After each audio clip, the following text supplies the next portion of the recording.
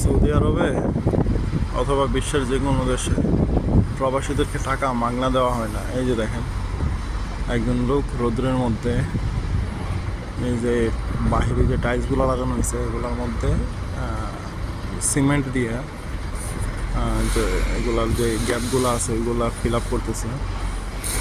আর ইনি হচ্ছেন আমাদের বাংলাদেশি ভাই। উনি আমার এই গাড়ি থেকে আমি মাল নিয়ে আসছি, এই যে ওই কার্টুনগুলো নামাইতেছে।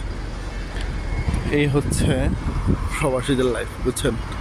সকাল 8টা থেকে রাত্রে অনেক সময় 8টা বা অনেক সময় 6টা 5টা, মানে 8 ঘন্টার নিচে তো আর হয় না, 8টা থেকে 5টা হয়, এই আর কি।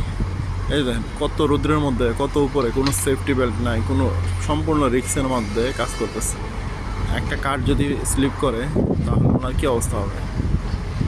সৌদি আরবে আসলে টাকা ফ্রিতে কেউ কাউরে দেয় না, বুঝছেন।